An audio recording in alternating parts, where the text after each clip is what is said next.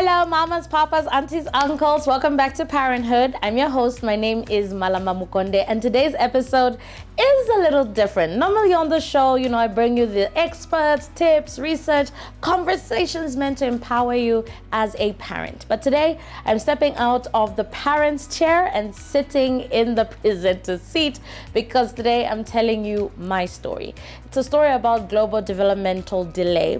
It's a story that began with a complicated birth, and it's a story about learning to let go of timelines, expectations, fear, and replacing them with patience, advocacy, and hope. So if you're watching this as a parent who has just received a diagnosis, or you're somewhere in between, in the middle of expecting, and you are a little worried or have been there and you just got the diagnosis, then this is for you, and I'm here to hold your hand. Welcome once again to Parenthood.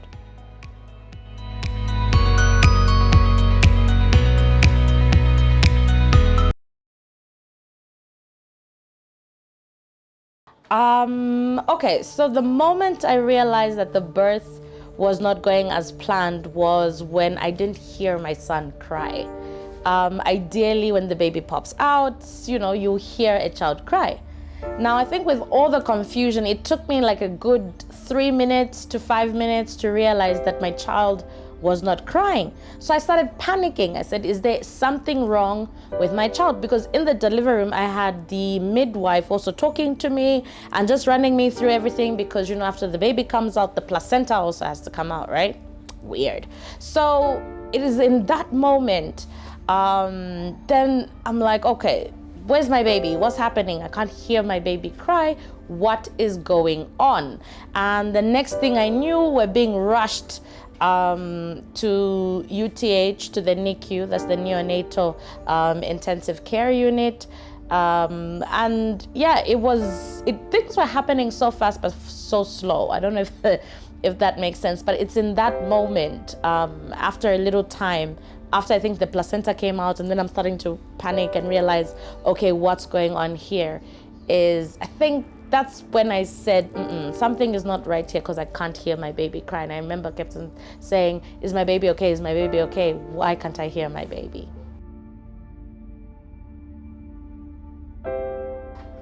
A mild asphyxia. So my son, because he didn't cry at birth, this caused a damage to his brain. So therefore he went through seizures.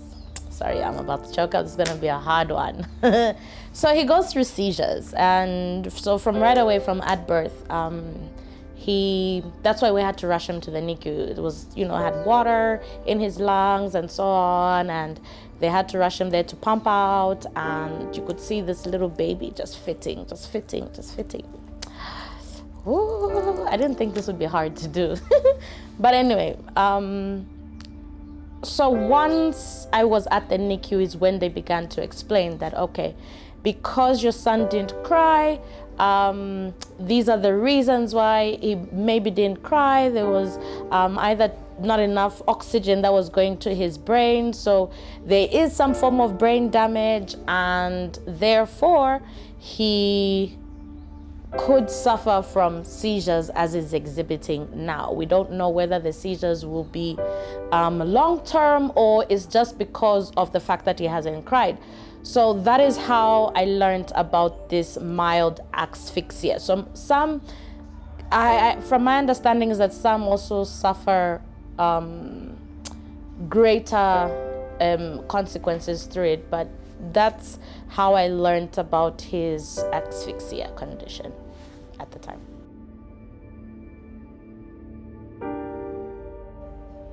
You know what? I had such a smooth sailing pregnancy. I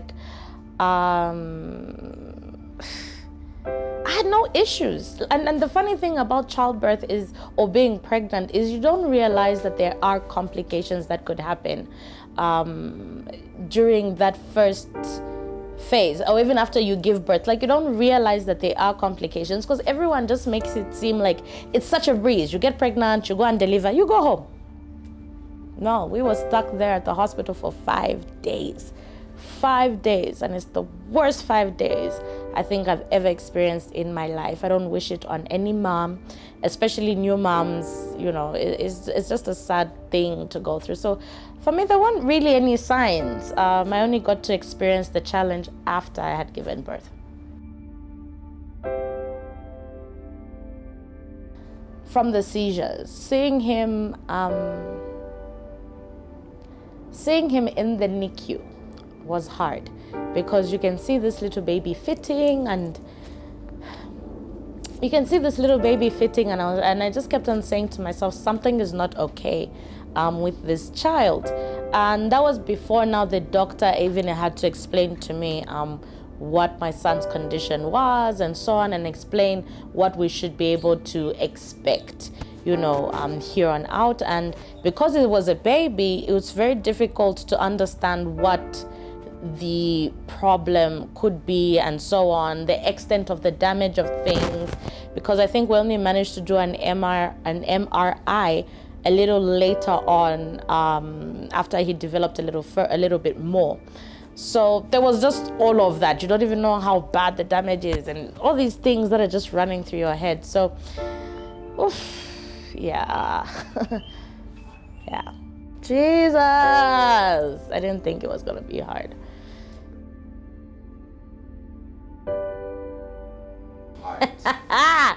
Let me tell you, if there's one thing that is annoying, is people in your ear telling you it's going to be okay. What do you mean it's going to be okay? Are you sure that my child is going to leave the NICU alive? And I say that, and I put it that way because, when you enter the NICU, if anyone has ever been into the NICU, they can testify to this. One, they don't allow you to cry. There's no crying in the NICU. Simply because, you've got premature babies there, babies born with complicated issues and so on. So they take them to that intensive care unit to begin to care for these babies. Now imagine you have a mother who has been in the NICU for 5 months, guys. 5 months. And this person is telling you it's going to be okay. But I beg, you're still in the hospital. You know what I mean? And even just parents, friends, everybody in your ear trying to reassure you that everything is okay, and then you're seeing what is going on in the hospital. Other babies are dying, and you can just hear a mother cry, and there's a lot that just goes through your head. So to hear things like, oh no, you guys will go home, and Shani, I would tell you that was so hard, and it just felt like lies. It felt like, I don't want to know these things. Like, don't tell me anything about this. I don't care. I just want to take my baby home. And that's how reassurance made me feel. Because even when you listen to the doctors are not trying to give you too much hope, and they're also not trying to depress you. They just keep you here. Hey, guys, there's not that it's a bad thing, but there's no amount of reassurance that can help ease the worries or the concerns of a parent in that moment. Oh, no, I didn't feel that way. But maybe a little bit, because I used to pray every day over my stomach. I would pray every day. I would talk to God every day. I'll tell God the type of child I want. I'll tell God what my expectation, like I would speak into my child's life, and I would speak to God. And that's how I went about it. I said, God, I want my son to be tall. I want him to be intelligent. He needs to be handsome. He needs to be all these things, healthy and shiny. And then 5 days in hospital. That was crazy. It did feel, maybe a little bit, it did feel like some sense of betrayal by God. But I have no regrets for the path that He has put me on. Oh, you guys, I do this all the time. I just didn't think this show would be hard for me to do. Wow, so many memories. Even today, I'll tell you, my son, it was only as he turned 5, just before he turned 5, that he was able to walk without assistance. And the whole year we kept on praying. His nanny, oh, God bless that little girl. God bless that girl. His nanny kept on saying, no, by December, Malama Kenda. And so even today, it's still a worry for us. He's 5 and can't stand up and walk on his own. He will say 1 or 2 words because of that brain damage, it's affected his motor skills, how he holding things, his speech, and so on. So, though I think he's quite intelligent, though you can see how smart he is. So I'm happy that the brain may not be as affected as I thought it was going to be. But watching kids, because I also had a friend, we used to call each other bumpmates, and seeing how her child already is sitting and walking and talking, that can be so depressing, so depressing. But I encourage moms to go about their journey for themselves. Understand, accept the situation you're in, and watch the milestones for how your child is developing. And it's important that you aid your child. When I say aid your child, I mean help them. If they're getting to that stage where they should be sitting, whatever they tell you at physiotherapy, do it. If you need extra help at home, you've got a nanny or whatever, teach that person what to do. It will help your child achieve their milestones. Whew. Hey. Guys, when I said I didn't think this was gonna be, I thought this was gonna be a breeze. I didn't realize how emotional this was gonna be. Let's take a short break, and when we get back, mamas, parents, guardians, aunties, uncles, I continue to share my story.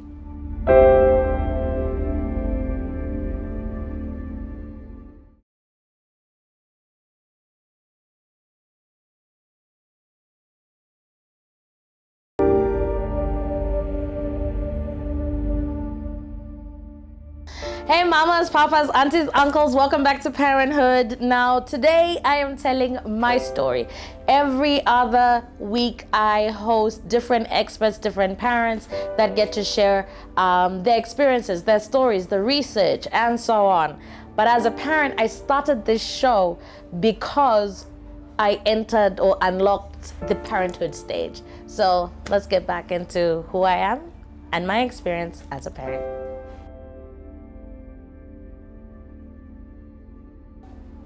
So the spectrum is quite large. Then you begin to think of different mental disorders. You begin to think of things like autism. That was, I think, the biggest thing that just sit on top of my head is, okay, so is my son autistic?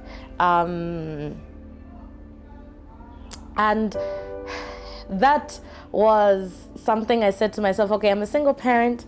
How am I going to manage, having an autistic child? And if he is autistic, at what level, and so on? Because I've being a TV personality, I've sat down with parents who have autistic children. Some have had to quit their jobs. And I was thinking to myself, I'm a single parent. I don't have support from my son's father. How will I maneuver this? How will I maneuver this? And so on. So hearing that and trying to adjust now began also just the research, the reading, and there's a lot to read, there's a lot to understand, because like I'm saying, the spectrum is wide. So trying to narrow down and understand where we would probably fall, I think, was another real challenge. It was so hard. I will tell you, after they discharged me, this was I think 2 days in. So 2 days in, they discharged me and they tell me, you have to, they gave me 2 options. One, I could stay at the mother shelter, or 2, I could, go home and come back and so on, but which could be expensive and so on. But I looked at the mother shelter and said, I ain't staying here, I ain't staying here. And now that's where the balance of emotion really came in for me, because I would have to go every 3 hours to the NICU to feed my son. So it was 6, 9, 12, 15, 21, midnight. That was the last feeding, was midnight. Then you go back again, 6, just like that, every single day for the remaining days. And I would stay there until they chase you out of the NICU. Now, here's where the gratitude and the balance really came in. Was on one end, I was so grateful that I have, this boy. On the other end, I'm thinking, God, why? Please don't let him die. Please, whatever it is. You just want your child to be okay, really. People will wish for all sorts of things. You even stop wishing, I want a boy, I want a girl. That doesn't even matter. All you want is just a healthy child, and that's what really matters. So the balance also of emotion for me was striking when I would have to do those feeding hours. And it was hard in the sense that if I go with my mother, she's telling me you'll be fine. And then she says, I'm just crying. Then when I'm just crying, like there's a lot of things that are going through my mind. And the closer we get to the hospital, the more I'm crying. Then I have to pull myself together, hold my emotions, because they don't allow you to cry in the NICU. That was all of that. In the end, I started driving myself to the hospital. At 6, at 9, at 12, at 15, at 18, at 21. Because I didn't want that reassurance. Remember the reassurance I was speaking about earlier? All of that. Like, it really takes an emotional toll. So I would just pray. I would just speak to God. Kirk Franklin was my anchor also during that time. I Smile. That song held me. That was my emotional carrier. That was the one that really kept me together.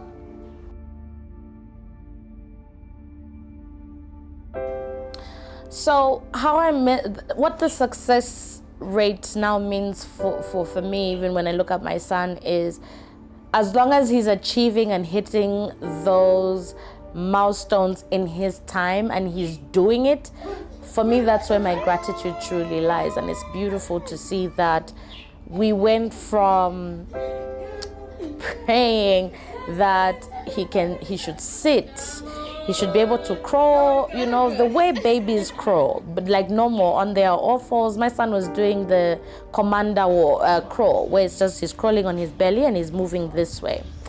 And I said, does this mean that my son will never walk again? There were all these things that were going through my mind. And, through physio, and you can imagine, good job. For every day from the time that he was about 3 months, three months, we've been going to physio every single Friday.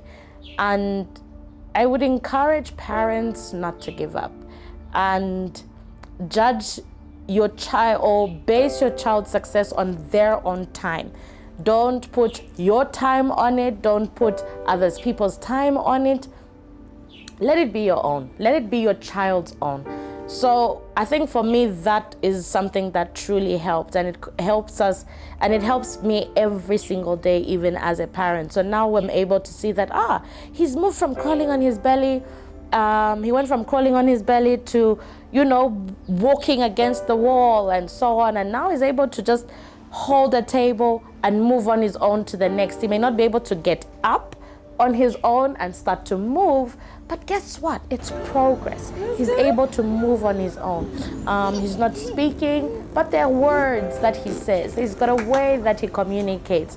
He's 5, and when I look at other kids that are 5 years old, they're talking, they're running, they're having full-blown conversations with their guardians, and it's taught me that it's okay. His time is the best time.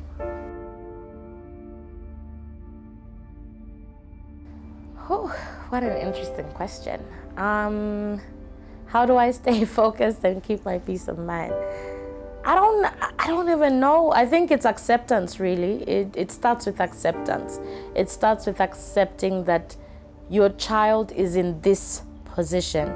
So therefore, what can you do best to be able to help this child? You know what I mean? So for me, I think that is the key number one ingredient, is being able to accept that my child is in this position.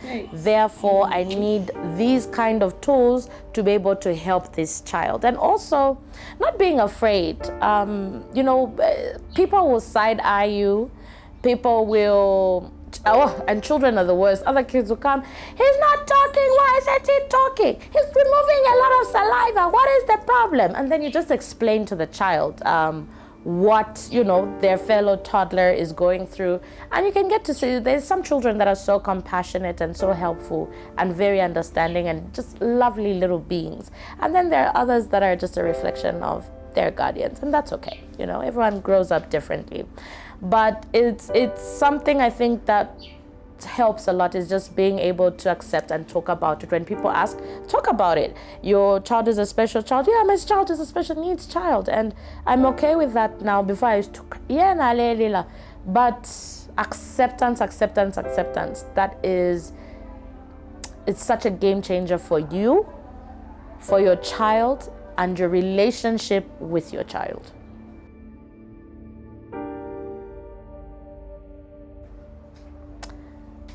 What I would say to a parent with a special needs child is that your situation is unique to you, is unique to your child. There are other parents that you can probably relate with, and it's great to have these communities. So even when you go to the hospital, when you go to, sorry, can I start that again? They were a bit too loud, they distracted me.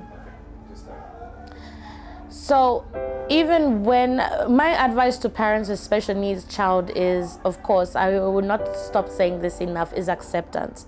Once you do that, you will see even just how different your attitude will be. And be grateful. You could have been in a whole different situation. And it's when I started doing physiotherapy with my baby, is when I realized that, everyone's situation is different. Everyone is going through a certain challenge with their special needs children. And, some are worse than others. And, it could have been worse. It could have been worse. So you need to be grateful. You need to be thankful. Even for the challenge that God has given you, be thankful for it. It is through that your blessings, I can't even begin to explain how good God has been and how gracious He has been to me as a single mom, to my parents that are able to help out here and there, to bless me with a nanny that is so amazing, so amazing. It's through the steps of gratitude, I believe, and through accepting that it could have been worse, but we are here. Since we are here, how do we achieve this? How do we go about this? What do I need to do to help my son be better tomorrow? To help my son to be independent tomorrow? All these things, are things that I just try and do my best. I mean, I can't shield him forever. One day he'll probably have to be on his own. He's epileptic. What happens if he has an attack at work, at school, on a bus, in public, and I'm just not there? Those are the things that keep me worried. But I know that God has been good, and I encourage parents that you won't always be there for your child. So do as much as you can to help them. And if they can be independent and not need that hands-on help all the time, do as much as you can to get them there. That would be my advice to you. Okay, at least we haven't had waterworks like that. I've tried to be strong, I've tried to be strong, but I can only say once again, parents, love your children, and it's through that. And tell God, you've blessed me with this child. Help me, open the doors. How do you think I'm going to look after this child on my own? Those are the hard questions you need to give to God, and you will see things will begin to change. But love your own, because if you don't, who will? Well, this has been Parenthood. Thank you so much for tuning in and listening to my story and being a part of it. It hasn't been easy. I've been trying to suck my tears back into their tear ducts, but yeah, we continue to learn, and I can only wish your parents the very best of luck and Happy New Year. And remember to find communities that you can align with as you maneuver global developmental delay or a special needs child. Goodbye.